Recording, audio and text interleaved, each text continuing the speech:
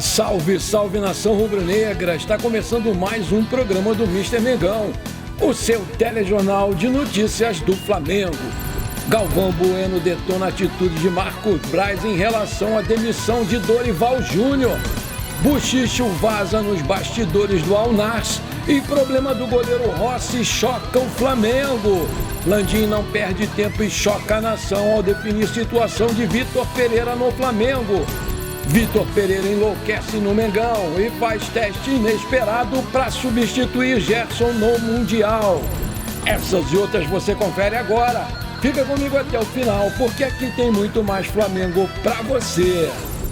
Eu vou começar o programa de hoje logo com uma notícia no mínimo interessante, né? Porque deu ruim para aquele malandro lá que ficava enchendo o nosso saco todo dia, naquele programa lá dos Donos da Bola Rio, da Bandeirantes, né, do GV, malhando tudo que acontecia no Flamengo, principalmente pegando no pé do Gabigol e do Arrascaeta, de quem ele levou aquela sonora caneta inesquecível no jogo do Zico. Tá dando o que falar. Eu tô falando do cara que se diz comentarista esportivo, o tal de Carlos Alberto. Vejam só, ele estava lá no seu restaurante aqui no Rio de Janeiro e um torcedor do Flamengo brincou com ele e disse que o Arrascaeta tinha mandado lembrança. Ô, Carlos Alberto, o Arrascaeta mandou lembrança para você. Foi a gota d'água. O cara não gostou, foi tirar satisfação, partiu para cima do torcedor do Flamengo, agrediu, deu um soco na cara do rapaz e a confusão se estabeleceu no restaurante. Depois da chegada daquele pessoal do Deixa Disso, o torcedor ferido pela agressão, ele partiu direto para a delegacia que fica ali pertinho e deu queixa, fez um boletim de ocorrência do que aconteceu, né? E imediatamente essa notícia correu e chegou aos ouvidos da diretoria da TV Bandeirantes, que sumariamente demitiu o sem noção, que agora vai encher o saco da nação em outra freguesia. E eu vou poder voltar a ver o programa do GV, que eu gosto. E, de novo, né, porque eu não aguentava mais ver aquele cara todo dia enchendo o saco, provocando a torcida do Flamengo. Segue o barco. Ô, Carlos Alberto, antes que eu me esqueça, meu filho, aproveite essa caneta que você levou aí do Arrascaeta e assina a sua demissão. Mais um que foi mexer com a nação e se deu mal. Bem feito. Pronto, falei. A eliminação do Flamengo na semifinal do Mundial de Clubes decepcionou a torcida, que tem criticado demais o Vitor Pereira e a diretoria pelo fracasso diante do Al Hilal da Arábia Saudita no Marrocos. Quem se juntou aos protestos foi Galvão Bueno, que arrumou uma tremenda confusão no Flamengo nessa quinta-feira ao fazer uma caça às bruxas, ao vivo. O Galvão não gostou da entrevista do Marcos Braz ao GE.com, pois não concordou com a postura do dirigente em relação ao Dorival Júnior. Em seu Twitter, o Galvão fez um desabafo e criticou a postura do Braz ao falar sobre a saída do Dorival no Flamengo. Aspas, o Braz ele foi arrogante. Talvez quem deveria ter saído do Flamengo era ele. O Galvão também criticou o período de férias dado aos jogadores do Flamengo no final da temporada passada. Aspas, se ele não pode falar do assunto, não diga que o Dorival Júnior tinha que ser demitido, porque está colocando numa situação muito complicada o técnico. E depois também não soube explicar o porquê quando foi perguntado sobre o Dorival Júnior ter sido demitido no dia 25 de novembro, sabendo que o Vitor Pereira só poderia começar a trabalhar no dia 1º de janeiro, pois tinha contrato com o Corinthians até 31 de dezembro. Finaliza aí parte da postagem o Galvão Bueno nas suas redes sociais. O narrador ele perdeu a paciência com Marcos Braz, que bateu na tecla que o Dorival teria que deixar o cargo ao final de 2022, mesmo tendo sido campeão da Libertadores e da Copa do Brasil, mas não detalhou os motivos que levaram a direção do Flamengo a tomar tal decisão. Naquela época também negociava paralelamente à chegada do Vitor Pereira, que estava em final de contrato com o Corinthians. Meus amigos e minhas amigas, todo mundo aqui no canal sabe que eu não morro de amores pelo Braz, eu não gosto muito dele. Ele não sabe fazer negociação, com dinheiro até eu vou lá e faço um contrato, que eu bem entender. Tem visto aí muitos erros dele, muitas mancadas. Eu confesso que eu não tenho nada contra a pessoa dele, e sim com as atitudes que ele toma, as burrices constantes, principalmente quanto aos técnicos, né? O exemplo foi essa entrevista agora que ele deu para o Globo Esporte aí sobre a demissão do Dorival. O cara falou e não disse nada. Eu falei aqui no programa, depois da derrota para o Al Hilal, que ele já deveria ter pedido o boné, já deveria ter pedido para sair há muito tempo, para o bem do Flamengo. Eu pedi para que ele começasse a trabalhar na Câmara dos Vereadores. Ele foi eleito pelo povo, onde ele quase nunca é visto, apesar do seu salário estar sendo pago em dia pela entidade. Aí eu te pergunto, você concorda com a postura do Galvão Bueno, que disse que o cara foi deselegante e deveria ele sim sair do Flamengo? Coloca aí! E aí, meu amigo, minha amiga, se você está gostando desse programa, então me ajuda aí. Manda brasa no like para fortalecer o canal. Se você ainda não é inscrito, aperta o botãozão vermelho aqui embaixo, aperta o sininho e pronto. Simples assim, valeu, muito obrigado. Essa aqui, para mim, é uma excelente notícia. O Vitor Pereira já identificou peças que não devem continuar no Flamengo. Alguns jogadores do elenco devem ser negociados até o meio dessa temporada.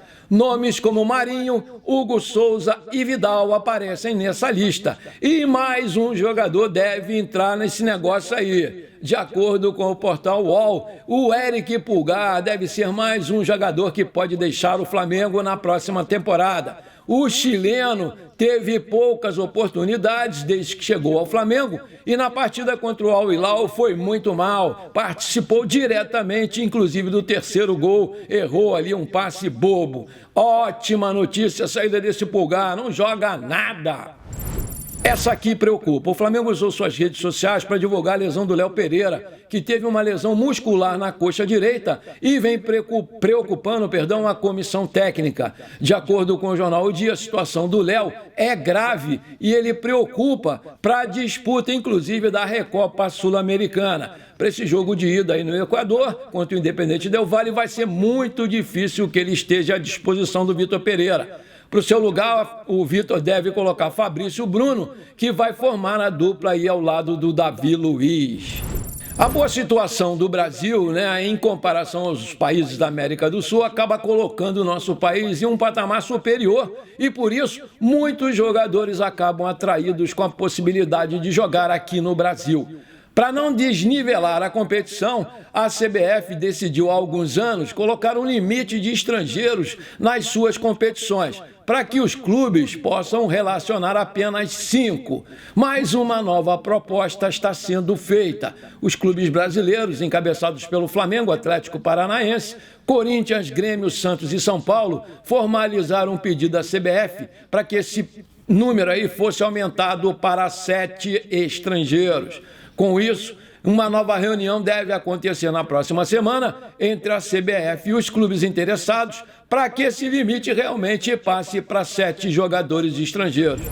Um dos jogos do Flamengo no Campeonato Brasileiro pode ter uma grande novidade. Olha aí que legal. O Mengão, ele pretende, em algum momento da competição, deve ser no Brasileirão, alterar o local de uma partida em que seja mandante, saindo aqui do Rio de Janeiro para jogar na Paraíba. A informação ela foi dada pelo presidente da Associação Brasileira de Eventos Esportivos e Culturais e auditor do Superior Tribunal de Justiça Desportiva, o Cláudio Diniz. Aspas, acredito que até meados de maio ou junho o Flamengo venha jogar em João Pessoa através da associação, disse Cláudio em entrevista ao portal Paraíba já antes de completar. Ele falou, vamos conversar novamente e ver qual é a data que o Flamengo vai ter no calendário para sair do Rio quando tiver o seu mando de campo. A associação ela vai tentar o mais breve possível trazer um jogo para o Nordeste, no caso